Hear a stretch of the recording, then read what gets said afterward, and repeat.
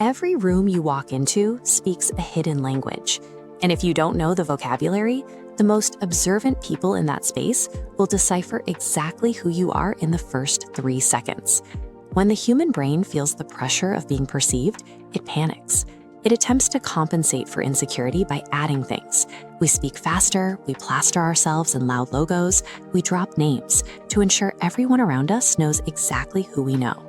Your body physically tries to burn off this social stress by leaking nervous energy. You might aggressively peel the wet paper off a beer bottle, shred napkins under the table, or constantly tap a phone screen to check for notifications when nothing lit up. All of this extra activity creates a loud, frantic aura. It takes a massive amount of energy to be around someone who is constantly trying to prove they belong. Highly observant people immediately recognize this desperation and recoil from it. Pacing slows slightly. Look at this model of social behavior. True status and magnetic confidence work in reverse. They aren't achieved by accumulating traits, wealth, or volume. Confidence is an act of ruthless psychological subtraction. Watch people navigate a busy restaurant on a Friday night to see how this works in practice. The anxious arrivals rush to their tables. They dodge waiters, they pull out their chairs quickly and sit down fast, effectively using their hurried body language to silently apologize to the entire room for being in the way. High-status individuals operate on a different physical tempo.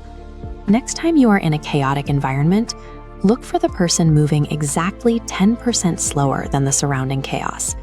They don't rush. This extends to when they are seated. The ultimate silent flex is complete physical stillness.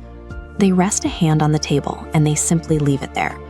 No adjusting the collar, no rubbing the back of the neck. Shedding rushed movements and adopting physical stillness sends a clear, unspoken message. It proves that your time belongs exclusively to you, and you are entirely comfortable occupying space. That physical stillness naturally bleeds into how you speak. When you shift into a one-on-one conversation, a new set of hidden social mechanics takes over. People who desperately want to be liked use over-the-top compliments as a form of social currency. They gush over a watch or a pair of shoes, but they aren't actually offering praise. They are secretly begging for the listener's approval in return. Look at this communication model. A person with true class gives a no-receipt compliment. They send genuine praise for a specific detail, and then they sever the connection by deliberately changing the subject. They give the compliment freely without waiting around for you to validate them. Now watch the timeline when the conversation hits the void. This is a natural 3-second pause in dialogue. The insecure mind panics in this dead air, interpreting the silence as a failure, and frantically rushes to fill the empty space with a pointless question or a forced laugh.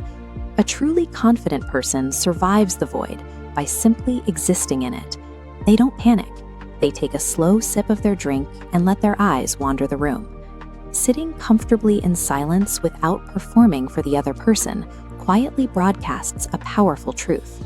Your mere presence is enough. The final layer of subtraction is tested when the social baseline of a room is violently interrupted. A waiter drops a tray of heavy glasses onto a hard floor. The biological default response is to flinch. Shoulders tense up, heads whip around. The insecure nervous system is instantly hijacked by the chaos of the room. The high-status move is the underreaction. You might acknowledge the loud noise, or even a passive-aggressive insult, with a fraction of a head turn and a completely neutral expression. You simply let the tension die in the air.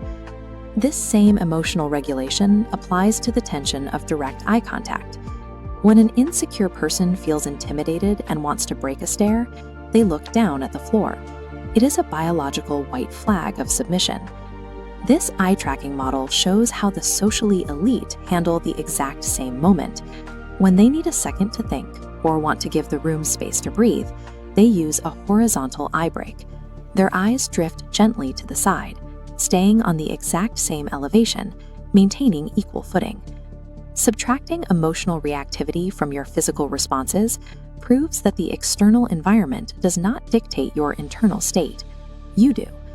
When you step back and look at the complete architecture of subtraction, it becomes obvious why the try-hard personality drains the energy from a room. Every rushed step, every forced laugh, and every desperate fidget is a silent plea. It is a person asking the environment for permission to exist in that space. The quietly confident person strips away all of these frantic desires for validation. By paring back the noise, the rushing, and the reacting, they effectively ask the room for absolute zero. And this creates the ultimate social paradox. By engaging in ruthless subtraction and asking the room for nothing, the room inevitably gives you everything.